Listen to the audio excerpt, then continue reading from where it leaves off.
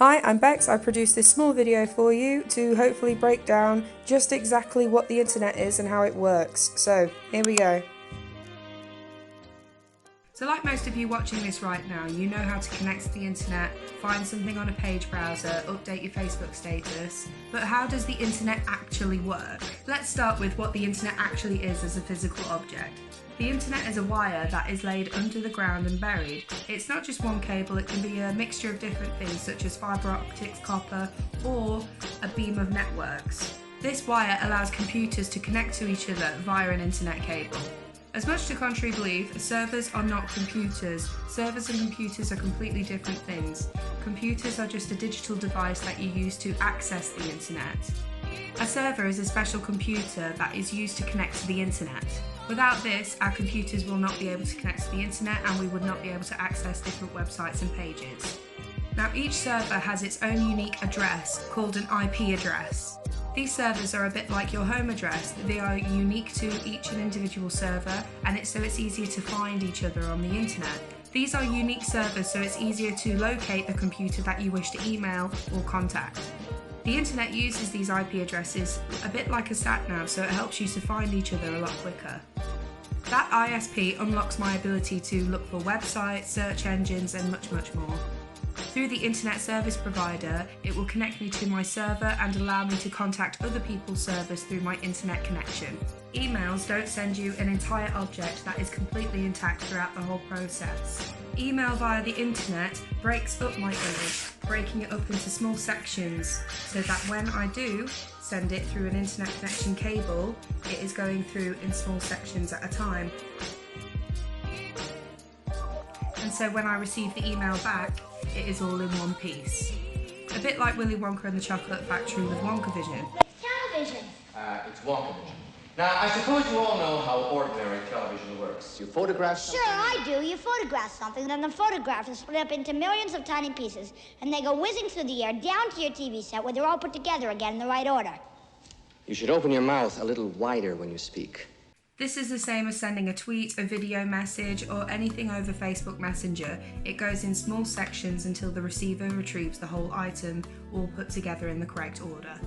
And the only reason that you don't accidentally send your email to another IP address is because it's a bit like the way you live on your own street. So like your neighbour, you both have the same postcode, but you have a different door number. Your door number is your IP address, and your address is your network or server. You are all connected to the same internet provider, but you are not sending each other the same emails or other emails being accidentally sent to other people, unless this is human error. This is what makes it possible for lots of different computers to be connected to one ISP, but being able to have their own individual servers, making it all personalised and private to yourself. The next part of this video is we're going to be talking about routers and what they mean. The best form of information I've been able to find on this was from Aaron on YouTube. The solution to that problem is IP addresses and routers.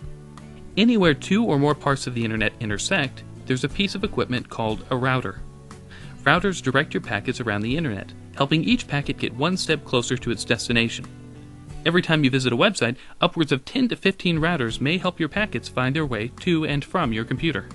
Imagine each packet as a piece of candy wrapped in several layers. The first layer is your computer's IP address. Your computer sends the packet to the first router, which adds its own IP address.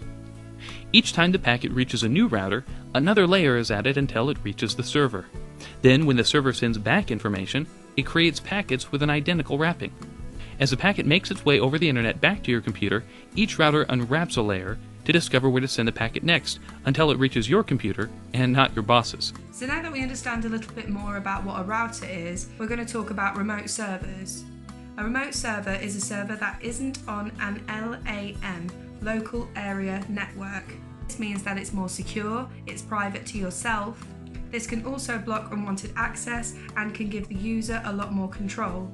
These kind of servers are very private and very secure, but can also be quite cheap and easy to run. So is the World Wide Web just the same as the internet? No, not at all. The internet was created in the 80s so that computers could connect to each other remotely.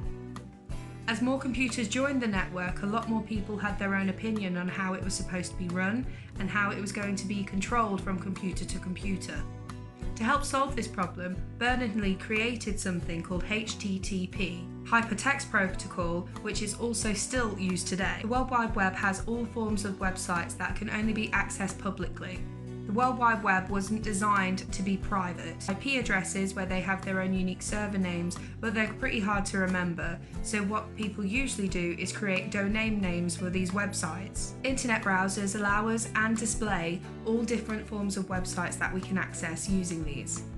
A bunch of different files and websites together live on a large remote server is called cloud computing. Servers are part of the internet, but they are not part of the World Wide Web because they are meant to be private use. So I hope that explains everything that you needed to know about the internet and the World Wide Web. Please continue on back on the presentation. I think of you.